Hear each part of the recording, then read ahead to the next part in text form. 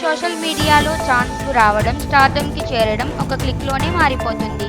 Modelling అనేది మార్గంగా కాకుండా ఇప్పుడు ఇన్‌ఫ్లుయెన్సర్‌గా మారిన వారు డైరెక్టర్స్‌కు నచ్చితే నేరుగా హీరోయిన్ ఛాన్స్‌లతో అలరిస్తున్నారు. రాశి ఖన్నా విషయానికి వస్తే ఆమెను చాలామంది మొదట కలెక్టర్ కాబోయే అమ్మాయి అని తెలియలేదు. మంచి విద్యార్థిని అయిన రాశి ఐఏఎస్ అవ్వాలనే కలలతో ముందుకెళ్ళింది. కానీ జీవితంలో ఒక మలుపుతో ఆమె నటన వైపు వచ్చింది.